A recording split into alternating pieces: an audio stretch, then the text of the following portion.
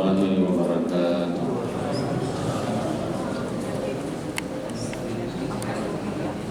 Bismillahirrahmanirrahim. Alhamdulillahirabbil alamin. Wassalatu wassalamu ala asyrofil anbiya'i wal mursalin nabiyyina wa rasulina wa habibina Muhammadin wa ala alihi wa ashabihi ajma'in. Subhanaka la ilma lana illa ma 'allamtana innaka antal alimul hakim. Wa la hawla wa la quwwata illa billah. Ibu-ibu, bapak-bapak dan saudara-saudara sekalian, alhamdulillah, bersyukurillah pada malam hari ini meskipun nantinya hujan kita bisa sampai ke ruang yang mulia ini pasti berubah.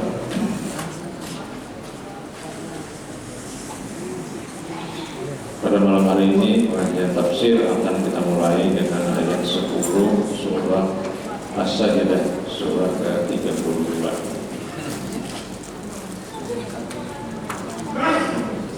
Ayat ini ayat 10, 11, dua ayat ini terutama terkait dengan pengingkaran orang-orang kafir dahulu terhadap kebangkitan setelah kematian. Nah, ini temanya ini. Sama dengan akhir surah Yasin. Kalau kalian baca Yasin ayat 78, 79 dan seterusnya, itu sama substansinya dengan ayat 10 dan 11 surah 32. Cuma hanya kalimatnya berbeda tapi intinya sama, yaitu pengingkaran orang-orang kafir pada zaman Nabi itu terhadap kebangkitan setelah hari kiamat. Jadi bagi orang kafir kebangkitan ini sesuatu yang tidak masuk akal, sehingga mereka menggunakan dalil akal juga. Coba kalau kita lihat misalnya di dalam surah Yasin ayat 78, wa dharaba lana masalan wa nasiya khalqah qala may yuhyil izama wa hiya ramim. Wa dharaba lana masalan, orang-orang kafir itu mengemukakan suatu gambaran, suatu contoh. Masalah itu contoh, misal, namanya misal bahasa Arab, contoh. Tapi contoh yang mereka kemukakan itu wa nasiya khalqah, mereka lupa atau melupakan terhadap proses penciptaan manusia, termasuk mereka, kan mereka manusia. Apa misal atau perumpamaan yang mereka kemukakan itu? Qala may yuhyil izama wa hiya ramim. May yuhyil izama wa hiya ramim. Siapa yang dapat menghidupkan tulang-tulang yang sudah hancur? Jadi katanya mereka itu mencari tulang. Ketemulah mereka tulang namanya.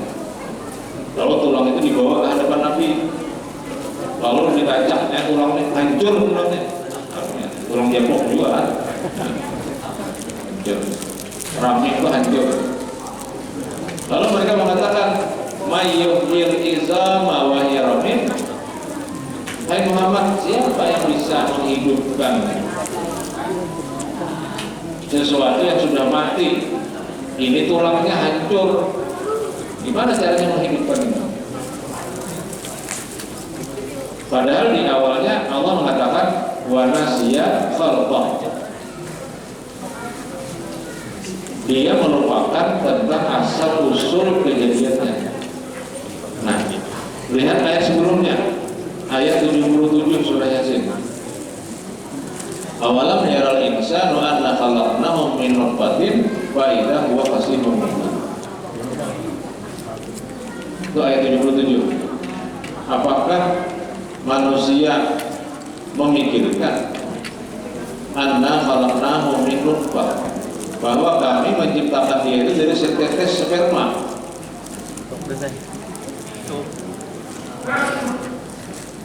Anna khalaqna min nutfatin fa idza huwa khasimun mubin. Tiba-tiba dia menjadi orang yang menentang dengan nyata. Jadi maksudnya gini, kalau Allah mampu menciptakan manusia dari yang bukan manusia, apa yang bukan manusia tadi adalah nutfah. Nutfah itu setetes air sperma. Dalam Al-Quran penciptaan manusia itu ada yang dari tanah, ada yang dari nutfah, ada yang dari segumpal darah yang menempel di dinding rahim alaq. Kalau dalam surah Al-Alaq namanya surah Al-Alaq. Alaq itu dari kata alaqah. Alaqah ta'liq ta'alluq, artinya bergantung. Karena indung telur perempuan yang ada di dalam rahim, di dinding rahim, dimasuki oleh sperma, lalu dia menjadi positif, lalu dia menempel, itu namanya alaq. Jadi ada tanah, ada nutfah, ada alaq. Sebenarnya sama aja ini kan, tapi yang paling ujung itu tanah. Tanah diciptakan oleh Allah, dari tanah itu kemudian muncul makanan. Ini asalnya dari tanah ini. Ini apa namanya? Putih ayu. Wadah. Nah, ini dari tanah asalnya nih. Lalu kita makan kan? Setelah kita makan, maka sebagian dari yang kita makan itu bagi orang dewasa menjadi sperma.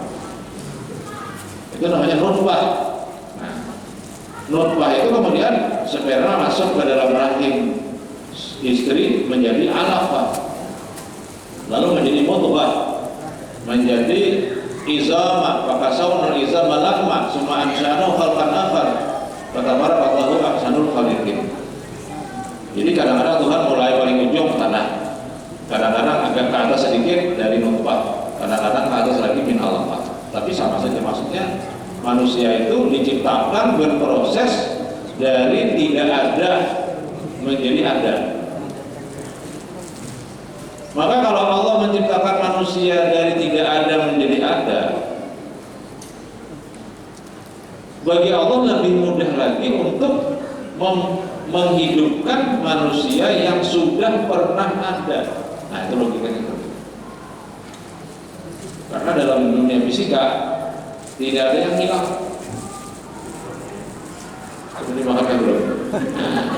Itu kalau biar makan kan hilang, tapi sebenarnya dalam ilmu fisika tidak hilang, hanya berubah bentuk. Hilang, biar. Nah, ya.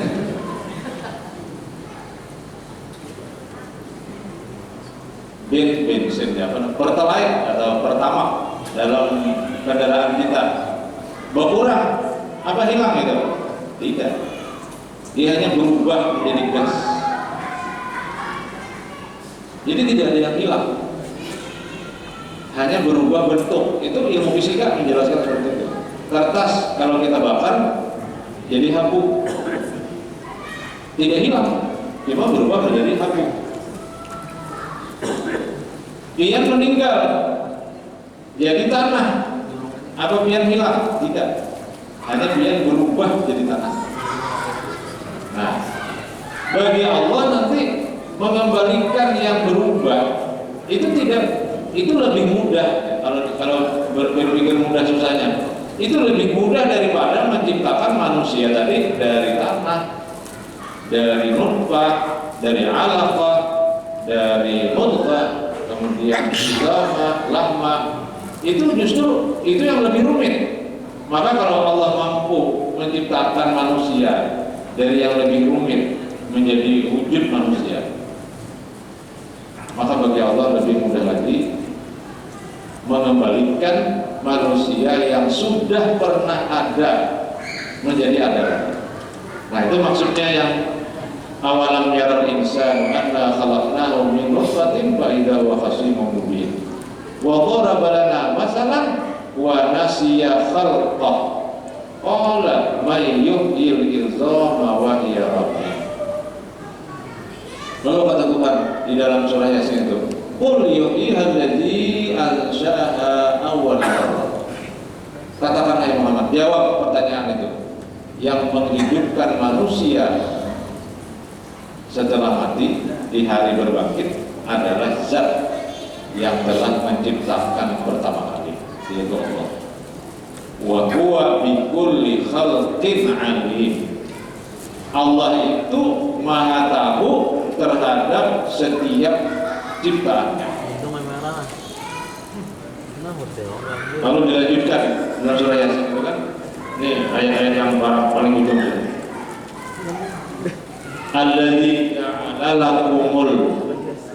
Alladzi ja'ala lakum minas syajaril akhdari naran fa idza antum minhu tuqidun.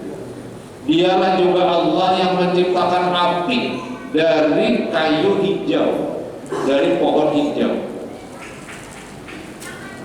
Ya, kalau baca sejarah api, dari mana api itu? Api itu dari panas. Karena panas muncul api.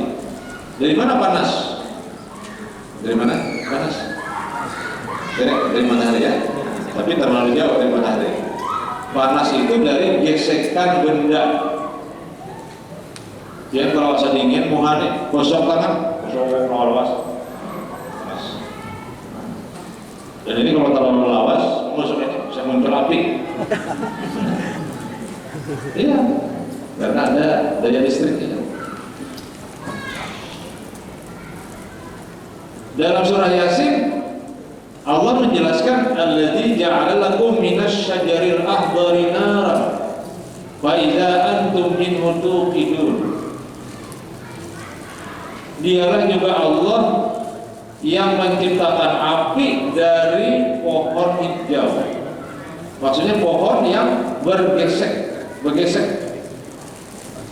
Makanya di hutan-hutan yang lebat, ketika pohon-pohon itu berdempetan, lalu kemudian terjadi kemarau, lalu kemudian terjadi angin yang kencang, itu memunculkan percikan api, lalu terbakar. Makanya namanya kayu bakar. Nah, itu jujur, kayu bakar. Bukan dari batu, karena batu itu batu bara. Bara itu dari api. Setelah dibakar, membakarnya dengan api. Apinya dari mana? Apinya dari kayu.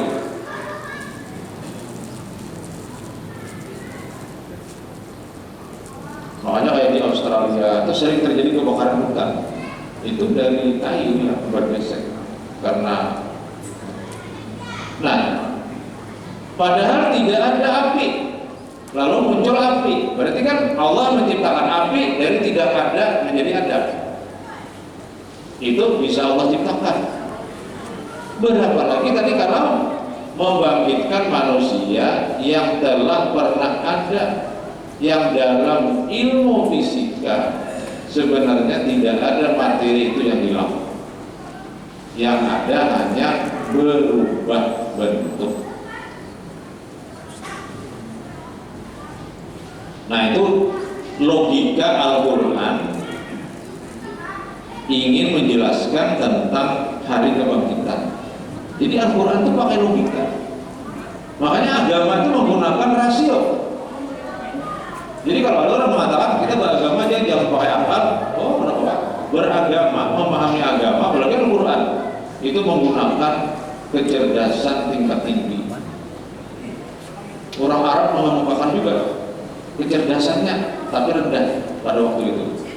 Yaitu wa dharaba lana masalan wa nasiya khalqah qala may yuhyil izama wa hiya ramim. Itu dianggap sebagai logika rendah.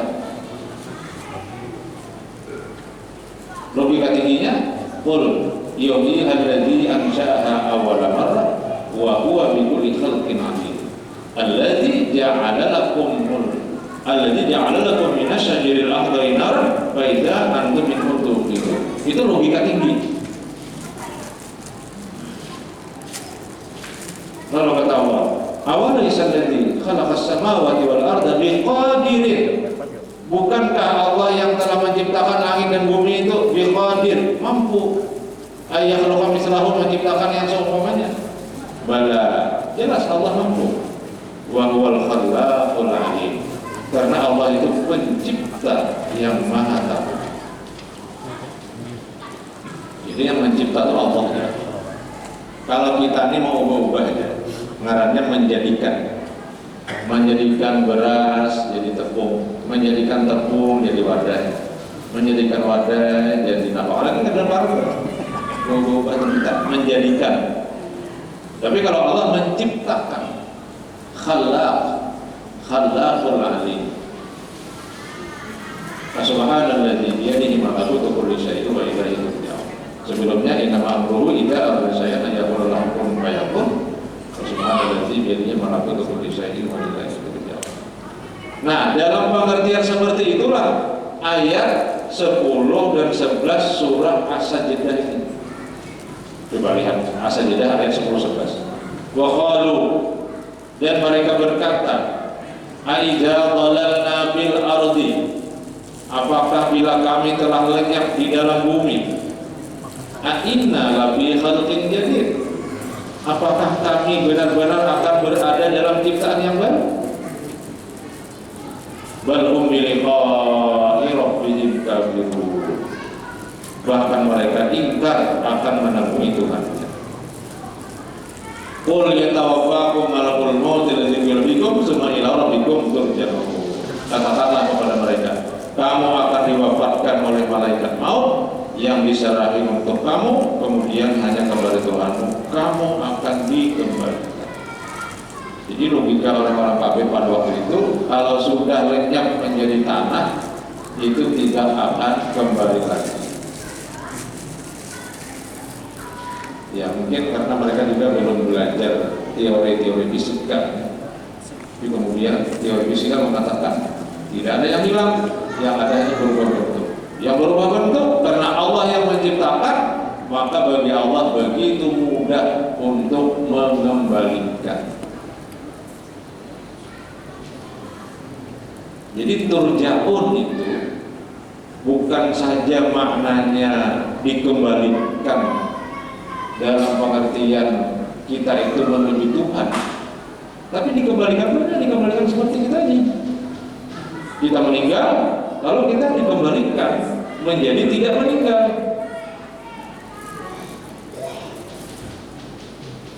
Itu yang mudah tuh pakai film apa putar. Itu kan bisa publik kan? Diputar publik, gambarnya kelihatan publik.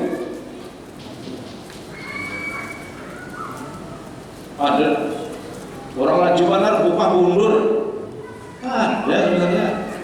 Itu film kita publik, ya. Nah, biar balik di foto kan. Kalau kita dibalik, itu biar tuh mundur lajumanar. Oh cuma ada mundur lajumanar, nah itu dibalik. Artinya dalam teknologi gambar saja itu bisa. Siapa yang menciptakan teknologi gambar? Manusia. Cerdas manusia. Siapa yang menciptakan manusia cerdas itu? Pasti lebih cerdas lagi, lebih hebat lagi. Nah itu yang di ujung surah Yasin tadi. Awalaysa alladzi khalaqas samawati wal arda biqadirin ala ayyakhluqa mithlahum bala wa huwal khallaqul alim. Innama amruhu idza arada syai'an ay yaqula lahu kun fayakun. Wa subhanalladzi bi yadihi malakutu kulli syai'in wa ilaihi turja'un. Maka kita membaca subhanallah. Subhanallah itu artinya yang mula-mulanya kita itu mungkin ragu terhadap kecanggihan Allah, kita tutup keraguan itu dengan subhanallah. Wa subhanalladzi bi yadihi malakutu kulli syai'in wa ilaihi turja'un. Jadi inna lillahi wa inna ilaihi raji'un. Raji'un itu kan kembali kan. Nah, selama ini kita kan memahami itu inna lillahi, kita ini milik Allah. Wa inna ilaihi, dan kita kepada Allah raji'un, kembali. Nanti kita bulik kita pulihkan kita. Sehingga kadang-kadang orang tua itu disebut dengan usia senja, karena senja itu artinya matahari terbulik ke bawah, misalnya ke atas matahari terbulik ke bawah. Tapi dalam pengertian lain, raji'un atau turja'un, atau dalam surah Yasin tadi, Subhanallazi biyadihi malakutu kulli syai'in wa ilaihi turja'un, sama dengan di sini juga waqul wukila bikum summa ila rabbikum turja'un, dikembalikan kepada Allah. Itu artinya bahwa Allah juga nanti akan mengembalikan kehidupan yang baru. Dan itulah keadilan. Jadi keadilan itu kalau ada balasan, reward dan punishment, hukuman dan balasan. Ya, dalam kata Allah, kenapa Tuhan menciptakan alam lalu dimusnahkan alamnya pulang? Nah, itu jawabannya karena Allah ingin menegakkan keadilan. Kalau dunia ini ada bagi kiamatan, manusia ada kematian, ada keadilan. Berarti hidup bukan pilihan. Padahal hidup itu pilihan. Artinya dalam hidup ini kita milih-milih. Ada yang baik, ada yang tidak baik. Kalau milih yang baik, dapat pahala. Yang tidak baik, dapat dosa. Yang dapat pahala, dapat surga. Yang dapat dosa, dapat neraka. Kapan itu? Ya, nanti setelah manusia dimatikan. Skenario kiamat banyak dalam Al-Quran. Walaupun dalam Quran tidak ada ciri-ciri kiamat, yang ada adalah skenario kiamat. Pernah juga ada orang bertanya, kenapa Al-Quran tidak berbicara tentang tanda-tanda kiamat, tapi Al-Quran berbicara tentang dahsyatnya hari kiamat? Ujarulun kira-kira ya, Tuhan menyuruh kita memahami sendiri tanda-tanda kiamat ini. Dalam hadis memang ada. Apa misalnya skenario kiamat? Skenario kiamat adalah rusaknya sistem tata surya sehingga antar planet berbenturan. Jadi kalau gempa ini belum kiamat, karena gempa ini masih bola bumi ini aja terguncang-guncang, tak goyang-goyang sedikit lah. Maka dampaknya luar biasa. Mengarang kiamat itu dalam Al-Quran, bumi ini berenjah lawan bulan, lawan bintang, lawan matahari, berenjah. Berenjah itu kita gerakan. Jadi kalau kita melihat gempa ini kan makna kiamat bisa lihat kira-kira dulu. Kalau dalam skenario Al-Quran dulu, kalau Al-Quran itu kan iza zulzilatil ardu zilzal, bergoncang bumi itu dengan segoncang-goncangnya. Atau dalam bahasa lain iza sama fatarat, ketika sistem langit berhamburan. Ada juga wa iza nujumun kadarat, ketika bintang-bintang yang bercahaya termasuk matahari redup. Kenapa redup? Karena terlindung oleh debu. Dari mana debu yang melindungi cahaya itu? Dari benturan bumi dan lain-lainnya. Jadi ketika berbenturan bumi ini dengan benda-benda lain, menimbulkan debu yang sangat tebal, lalu cahaya matahari dan bintang itu hilang. Dalam bahasa Al-Quran, wa idzan nujumun kadarat, ketika bintang-bintang bercahaya keruh. Maksudnya ada tak kelihatan lagi karena ruang terbuka dipenuhi oleh debu. Wa idzal jibalu suyirat, gunung-gunung terapak. Gunung terapak karena berbenturan, sehingga gunung yang menjadi pasak itu kan, pasak bumi itu kan gunung, bukan akar. Kalau di kampung kan akar pasak bumi. Kalau dalam Al-Quran pasak bumi itu gunung. Autada wal jibala autada, gunung-gunung seperti autad. Autad itu pasak itu terbang pasaknya itu karena kerasnya benturan. Berarti apa? Berarti kalau begitu hilangnya keseimbangan. Nah, hilangnya keseimbangan karena terjadi perubahan-perubahan yang ada pada bumi dan benda-benda lain. Perubahan yang diketahui terutama di bumi itu adalah suhu. Suhu bumi disebabkan oleh manusia. Berarti ketika suhu bumi berubah, iklim tidak lagi seimbang, itu merupakan ciri-ciri awal dari kemungkinan bumi ini akan kehilangan keseimbangan. Nah, itu apa namanya, rasionalitas daripada ciri-ciri kiamat. Makanya sekarang ini para ahli sangat takut karena bumi kita semakin panas. Ada kita kamar berita orang kayak kita biasa ya, udah panas kepala C kita atau kipas angin banyak kan. Nah, padahal itu ada efeknya terhadap bumi. Nah, kembali ke sini. Jadi summa ila rabbikum turja'un. Turja'un memang artinya dikembalikan, tapi makna dikembalikan itu berarti Allah juga akan mengembalikan. Maka akan muncul kehidupan-kehidupan setelah kematian. Gunanya untuk keadilan. Nanti manusia akan dikumpulkan. Qul innal awwalina wal akhirin lamajmu'una ila miqati yaumin ma'lum. Di dalam surah Waqiah tentang ashabus shimal. Bisamumi wa hamim wa zillim yahmum labarini wal karim. Innahum kanu qabla dzalika mutrafin wa kanu yusirruna 'alal hinsil 'adzim wa kanu yaquluna. Ashabus shimal itu yaquluna, mereka berkata, a idza mitna, kalau sudah kami mati, wa kunna turaba wa izaman, kalau kami sudah jadi tanah, jadi tulang, hanya yang tertinggal tulang-tulang saja. A inna lamab'utsun, apakah kami memang dibangkitkan? Jadi wa kanu yaquluna idza mitna wa kunna turaba wa izaman a inna lamab'utsun. Lalu kata Allah, awa abaunal awwalun. Mereka juga berkata, apakah bapak-bapak kami yang terdahulu itu dibangkitkan? Jadi mereka ragu. Lalu kata Allah, qul innal awwalina wal akhirin.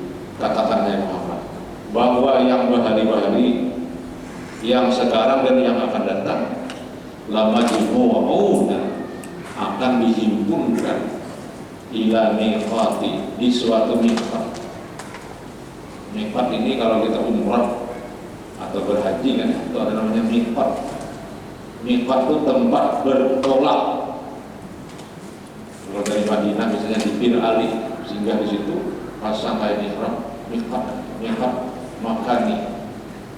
Nah, hari akhirat itu disebut dengan miqat. Qul innal awwalina wal akhirin lamajmu'una ila miqati yaumin ma'lum. Nah, terdahulu kamu meninggal, yang kemudian kamu meninggal, lamajmu'una, dikumpulkan ila miqati, ke miqat, ke suatu tempat berkumpul sebagai start, sebagai awal untuk menerima keadilan. Yaumin ma'lum, yang miqat itu berada pada hari yang diketahui atau pada hari yang diumumkan untuk diketahui. Nanti diumumkan oleh Allah, lalu kita berkumpul di situ. Itulah yang disebut dengan mahsyar. Mahsyar itu adalah tempat kita digiring. Mahsyar itu dari kata hasyara. Hasyaratnya menggiring. Mahsyar tempat manusia dikumpulkan untuk digiring. Ini saya kira bahasa Allah untuk mempermudah gambarannya, walaupun kita tidak tahu pasti seperti apa nanti di sana. Karena memang Al-Quran itu kadang-kadang memberikan informasi kepada kita itu harus berbasis pengetahuan yang ada. Contoh misalnya, kiamat terjadi dengan atau melalui tiupan trompet oleh malaikat Israfil.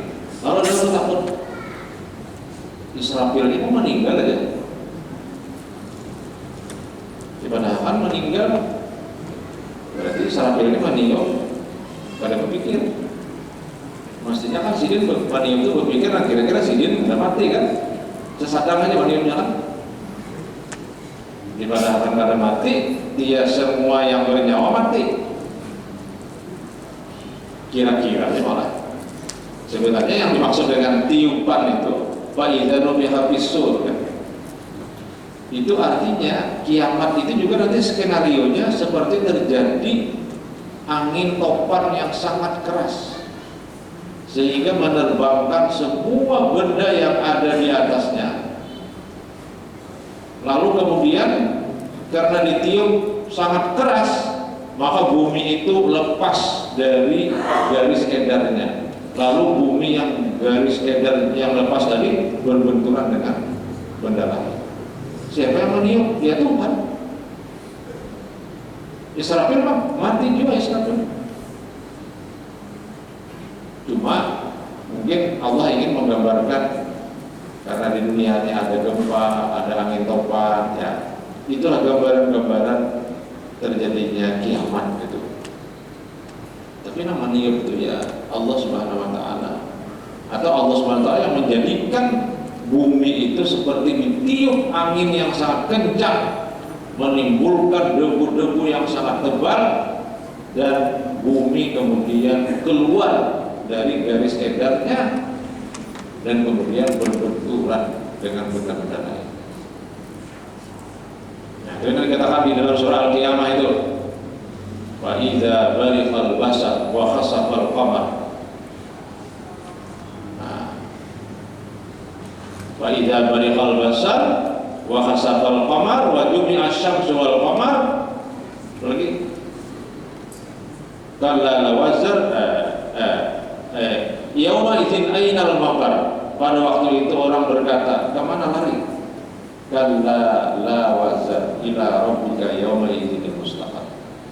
Tidak ada tempat berlari kecuali hanya kepada Allah. Jadi pada waktu itu orang semua bingung.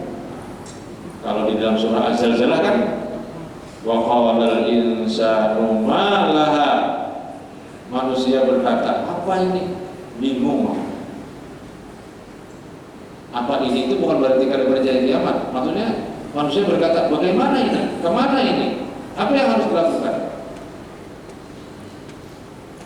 Akhirnya kan tidak ada yang bisa dilakukan. Kita harus menerima keadaan, karena bumi memang sudah habis masa beredarnya. Dalam bahasa lain, Nabi mengatakan misalnya, kiamat itu ketika matahari terbit di ufuk barat. Itu berarti kan bumi karena ditiup tadi mungkin, lalu berbenturan dengan benda-benda lain, lalu terbitnya matahari itu, terbitnya terang itu tidak teratur lagi seperti sekarang dari timur, tapi kemudian terbitnya dari barat. Nah, itu menunjukkan, jadi tidak sempat lagi orang mencari upaya-upaya penyelamatan. Ya kan, ada juga padahal kiamat ini kan terjadi karena banjir. Nah, bikin bola kapal ya. Jadi nanti kalau kiamat banjir, yang dalam kapal selamat. Nah, itu zaman Nabi Nuh. Itu bukan kiamat, itu banjir.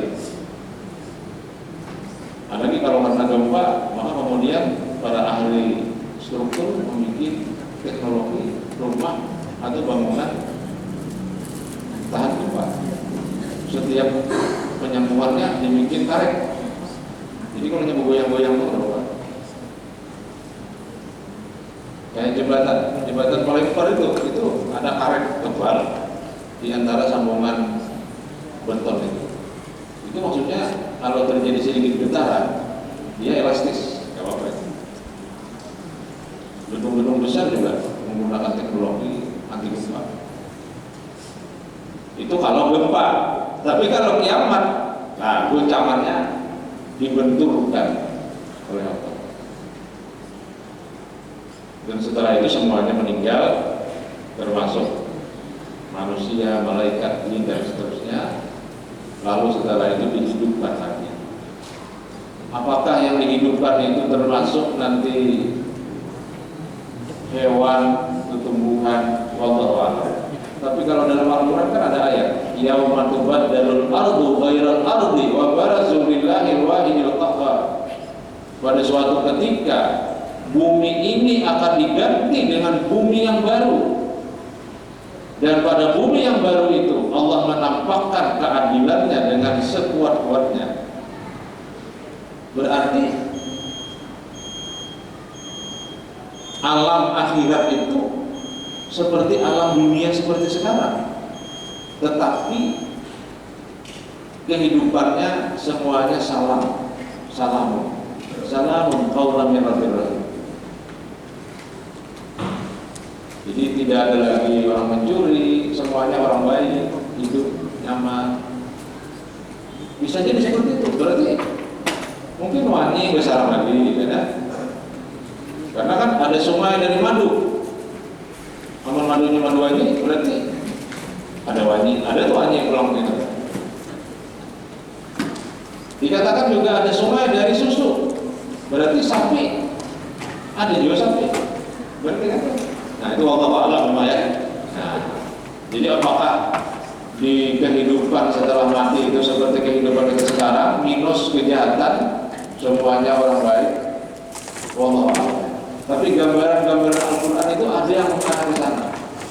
Misalnya surga itu mengalir sungai-sungai, kebun-kebun yang hijau indah mengalir sungai. Ya berarti sebenarnya surga itu kan seperti kehidupan sekarang, tetapi minus kejahatan, minus kezaliman, semua orang baik-baik. Bahkan ada yang mengatakan manusia tidak tua-tua, hanya usia-usia yang biasa. Kemudian di sana banyak anak-anak yang menghibur kan. Coba misalnya di surah Al-Waqiah itu kan, ashab apa namanya, muqarrabun kan. Dari awal itu, idza waqa'atil waqi'ah laisa biwaqa'atiha kadhibah khafidatur rafi'ah idza rujatil ardu raj'a wa busatil jibalu basa fa kanat haba'an munbasa wa kuntum azwajan thalatha. 3. Ashabul yamin ma ashabul yamin, ashabul shimal ma ashabul shimal, wasabiquna sabiqun. Ulaikal muqarrabun fi jannatin na'im. Surah min al-awwalin wa qalilun min al-akhirin. Ala sururin mawdunah muttaqiina 'alaiha mutaqabilin. Yatufu alaihim wildanun mukhalladun. Yatufu alaihim, berkeliling bagi penghuni surga itu, wildanun mukhalladun, anak-anak yang kekal. Jadi anak-anak yang menghibur terhadap orang tua, dan mereka terus menerus dalam usia anak-anak.